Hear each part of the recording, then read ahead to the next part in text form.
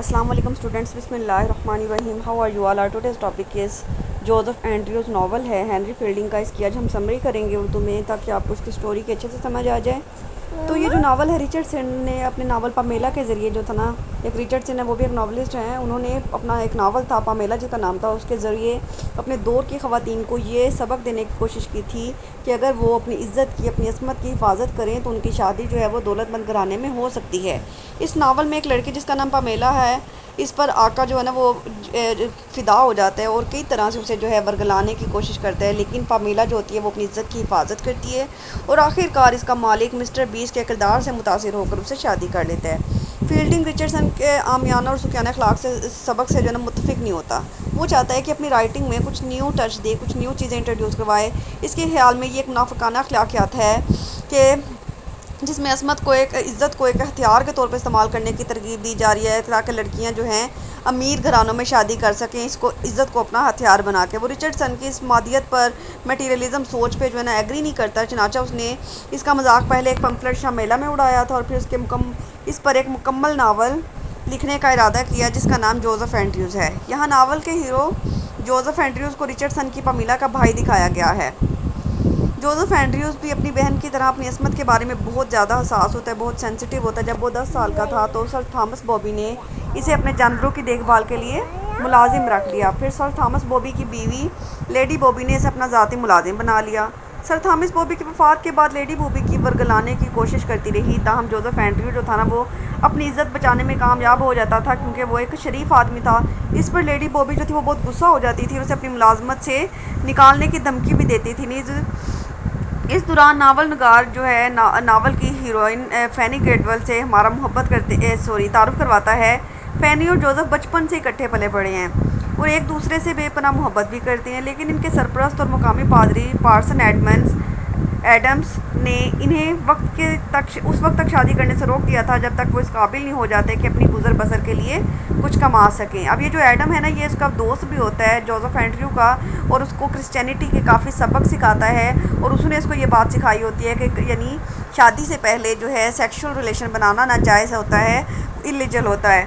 Joseph lady Bobby की मुलाजमत से बर्खास्तगी के बाद गाँव का रुख करता है, लेकिन रास्ते में डाकू उसका मालो मता छीन लेते हैं, हत्ता कि इसके कपड़े तक उतरवा लेते हैं और उसे नंगा यक खाई में मरने के लिए फेंक देते हैं। ताहम गरीब से गुजरने वाली एक बग्गी के मुसाफिर काफ़ी पसोपेश के बाद उसे अपने साथ ले जाते हैं और उसे एक सराय में ले आते हैं। सराय की मालका मिसिस स्टोर्स उसे अपने यहाँ रखने से इनकार कर देती है, लेकिन सराय की एक गरीब मुलाजमा बेटी इसे जगह दे देती है और डॉक्टर को बुलाकर इसका इलाज भी करवाती है। यहाँ फील्डिंग मुआशरे की बेहिसी पर भी तनकीद करता है कि जहाँ लोग मादियत प्रस्त हो गए हैं और उनके अंदर किसी भी इंसान के लिए हमदर्दी का या रहम वाला तर्स वाला कोई जज्बा नहीं रह गया।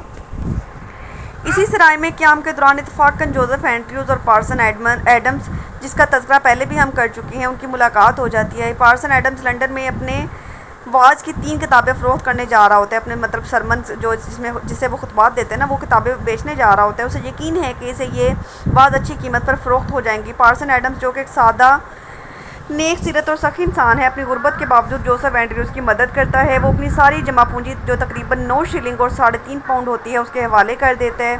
जोसेफ और एडम्स के सराय में क़याम के दौरान कई एक दिलचस्प वाक़यात रोनमा होते हैं। सबसे पहले वो चोर जिसने जोसेफ की रकम चुराई होती है वो पकड़ा जाता है, लेकिन वो रात को भाग जाता है। फिर सराय की मुलाजमा बेटी जो जोसेफ को पसंद करने लगती है वो भी जोसेफ को वर्गलाने की कोशिश करती है, ताहम जो जोसेफ फैनी से अपनी मोहब्बत की वजह से उसके बहलावे में नहीं आता और बेटी मायूस होकर कमरे में चली जाती हैं जहां उसकी मालका उसे मिस्टर टॉज के बिस्तर से पकड़ लेती है। मिस्टर टॉज बेटी को मारना चाहती थी कि हार्सन एडम उसे बचा लेता है। मिस्टर टॉज इस शर्त पे अपने खावंद को माफ़ करती है कि वो बकिया ज़िंदगी इस वाक़ये को याद करके शर्मसार होता रहेगा। इसी सराय पर क़याम के दौरान पार्सन एडम्स की मुलाकात एक कुतुब फरोश और एक दूसरे पार्सन से होती है और वो उसके वाज का मजाक उड़ाते हैं कि लेकिन पार्सन एडम्स तहिया कर लेते हैं कि वो लंदन जाएगा और अपनी जो वाज की किताबें हैं वो बेच कर रहेगा, लेकिन फिर उसे पता चलता है कि उसके वाज की किताबें तो घर पर ही रह गई हैं क्योंकि उसकी बीवी ने इन्हें सामान में बांधना भूल गई थी। चनाचा एडम्स ने भी वापसी का सफ़र शुरू कर देता है। जोसेफ पार्सन एडम्स के घर घोड़े पर सफ़र करता है, जबकि पार्सन एडम्स एक कोच में मिसेस स्लिपस्लॉप और एक अजनबी खातून के साथ सफ़र शुरू करता है। Mrs slip slop lady Bobby کی نکرانی ہے اور وہ بھی جوزف پہ جو ہے فدا ہو جاتی ہے۔ جب ان کی بگی ایک شاندار مکان کے سامنے سے گزرتی ہے تو اس اجنبی عورت کو ایک بدقسمت لڑکی کی کہانی یاد آ جاتی ہے جو اپنے محبوب سے بے وفائی کی مرتکب ہوتی ہے۔ ایڈمز کے تجسس پر وہ اجنبی خاتون اس لڑکی کا نام لیونارا کی کہانی بیان کرتی ہے، اگرچہ اس کہانی کا ناول کے پلاٹ سے کوئی تعلق نہیں ہے، وہ صرف ایک سٹوری ہے جو سٹوری کے اندر جو ہے نا سٹوری سنائی گئی ہے۔ لیکن فیلڈنگ نے ایپک لکھنے کے روایات کی پاسداری کرتے ہوئے، ایپک کے بارے میں آپ کو پتہ نا پیراڈائز لاسٹ میں ہم نے پڑھا تھا کہ کوئی سٹوری ایسی جو کہ بہت زیادہ لینتھی ہوتی ہے اور ارسطوٹل نے جو ایپک کے سٹینڈرڈ بتائے ہیں ان پہ پورا اترتی ہے تو اس کو ایپک کہا جاتا ہے، کیونکہ ایپک میں اصل موضوع سے ہٹ کر بھی کہانیاں بیان کی جاتی ہیں۔ لیونارا کی یہ کہانی اگلے کئی ابواب پر پھیلی ہوتی ہے۔ اگلی سرائے پر جب ایڈمز پہنچتا ہے تو اسے پتہ چلتا ہے کہ جوزف اینڈریوز گھوڑے سے گر کر زخمی ہو گیا ہے۔ چنانچہ اب جوزف بگی پر سفر شروع کر دیتا ہے اور ایڈمز گھوڑے پر، لیکن ایڈمز اتنا بھلکڑ شخص ہے کہ وہ اپنا گھوڑا وہیں بھول جاتا ہے اور پیدل سفر شروع کر دیتے۔ راستے میں وہ ایک شخص سے بہادری اور فرض کے موضوع پر بحث شروع کر دیتا ہے۔ یہ بحث اتنا طول کھینچتی ہے کہ اسے جوزف کی بگی کے گزرنے کا احساس ہی نہیں ہوتا اور وہی رات آ جاتی ہے۔ اسی دوران وہاں ایک لڑکی کی چیخنے کی آوازیں آتی ہیں اور وہی شخص جو ایڈم سے کچھ دیر پہلے بہادری اور فرض کے موضوع پر دھواں دار بحث کر رہا تھا وہ آوازیں سن کے بھاگ جاتا ہے۔ تاہم ایڈم اس لڑکی کو ایک بدماش کے نظر سے بچا لیتا ہے جو کہ اس کی عزت لوٹ رہا ہوتا ہے۔ وہ لڑکی جوزف کی محبوبہ فینی ہے۔ وہ لڑکی کون ہوتی ہے؟ جس کو جوزف پسند کرتا تھا، لیکن ایڈم نے کہا تھا کہ آپ دونوں کی شادی اس وقت تک نہیں ہو سکتی جب تک آپ دونوں اپنی گزر بسر کرنے کے قابل نہیں ہو جائیں گے۔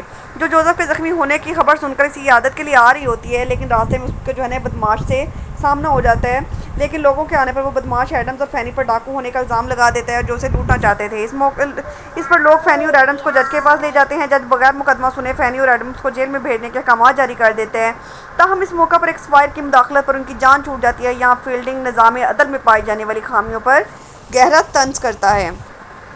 اب ایڈمز اور فینی سفر شروع کرتے ہیں اور اگلی سرائے پر انہیں جوزف اینڈریوز اور مسز سلپ سلاپ مل جاتے ہیں۔ فینی کو دیکھ کر مسز سلپ سلاپ حسرت سے کوئلہ ہو گئی اور سرائے سے رخصت ہو گئی۔ تاہم جب سرائے میں قیام کے واجبات ادا کرنے کا وقت آیا تو ایڈمز اور اس کے ساتھیوں کے پاس رقم کم ہوتی ہے اور ایڈمز مقامی پارسن اور مختلف لوگوں سے ادھار لینے کی کوشش کرتے ہیں، لیکن سب لوگ اس کا مختلف طریقوں سے مذاق اڑاتے ہیں۔ یہاں فیلڈنگ معاشرے میں پائی جانے والی بے حسی، خود غرضی اور منافقت پر گہری چوٹ کرتا ہے کہ آخرکار ایک غریب پھیری لگانے والا اپنی کل پونجی ان کے حوالے کر دیتا ہے اور یوں ایڈمز اس کے دوست اپنا بل ادا کر کے سرائے سے چلے جاتے ہیں۔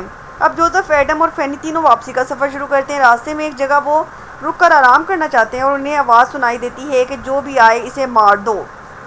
وہ یہ سن کر ایک قریبی گھر میں پناہ لینے کے لیے بھاگتے ہیں۔ گھر کا مالک مسٹر ولسن جو انہیں اندر لے جاتا ہے۔ مسٹر ولسن ان کو بتاتا ہے کہ دراصل یہ بھیڑیں چرانے والوں کا ایک گروہ ہے جو کسی انسان کو نہیں بلکہ بھیڑوں کو قتل کرنے کی بات کر رہا تھا۔ ایڈمز اور اس کے ساتھی مسٹر ولسن کے ہاں رات گزارتے ہیں۔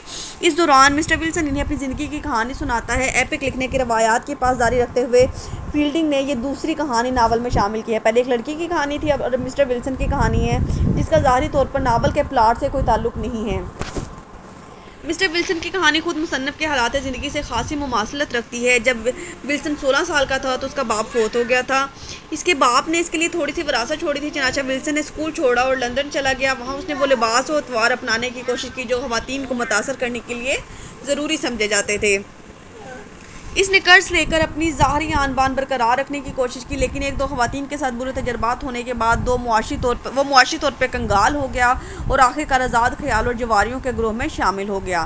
اس نے خود مصنف کی طرح صحافت کے ذریعے ڈرامے لکھ کر روپے کمانے کی کوشش کی، لیکن ناکام رہا۔ اس نے ایک لاٹری ٹکٹ خریدا، لیکن بھوک ہاتھوں مجبور ہو کر اسے بھی فروخت کر دیا۔ آخرکار اسے قرض خواہوں نے جیل پہنچا دیا۔ جیل میں اسے خبر ملتی ہے کہ اس کے لاٹری کے ٹکٹ جس پہ اس نے کھانا کھانے کے لیے فروخت کر دیا تھا 3000 پاؤنڈ کا انعام نکل آیا ہے۔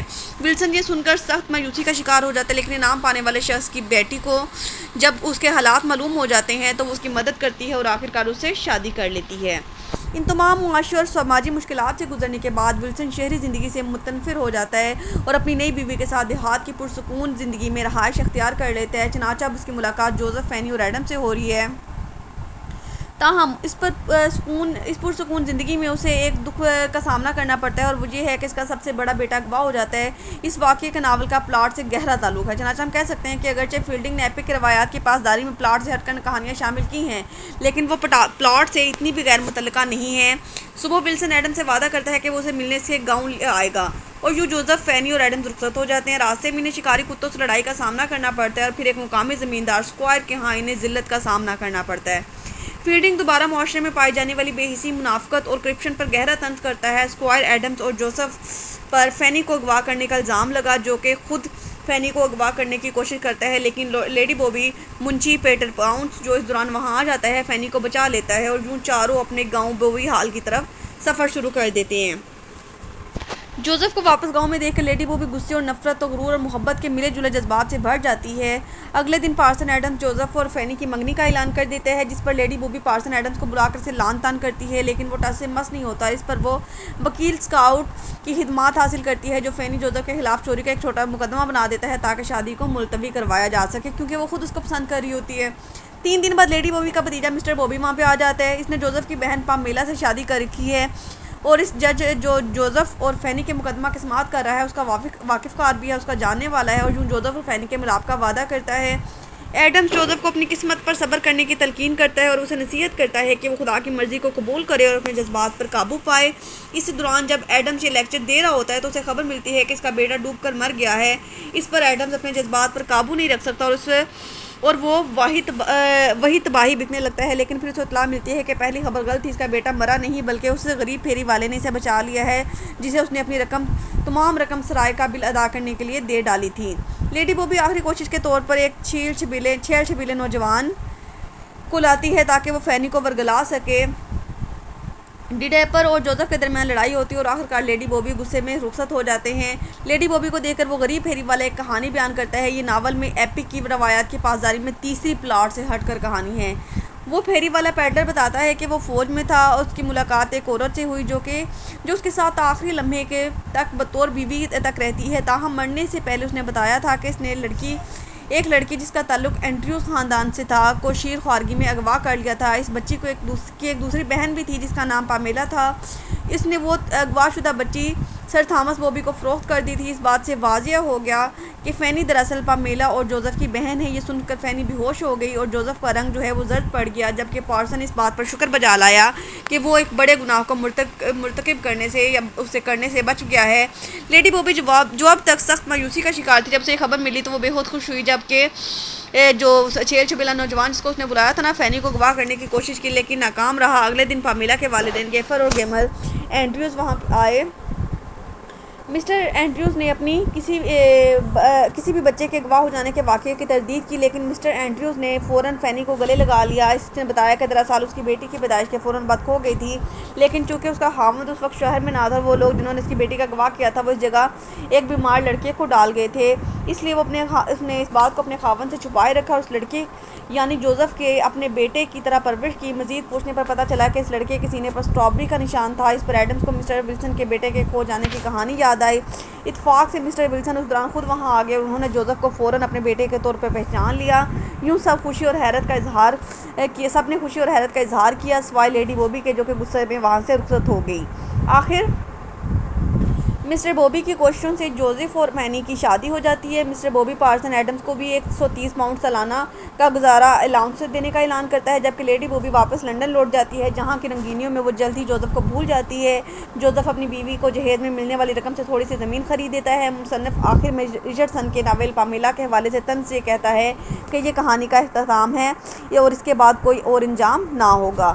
بہت ہی انٹرسٹنگ سی کہانی تھی، تھوڑی کمپلیکیٹڈ تھی، کریکٹر اسکیچز بھی زیادہ اس لیے آپ کو سمجھنے میں مشکل ہوئی ہوگی۔ انشاءاللہ نیکسٹ لیکچر میں جو ہے نا میں آپ کو اس کے کریکٹر اسکیچز کرواتی ہوں۔ اللہ حافظ۔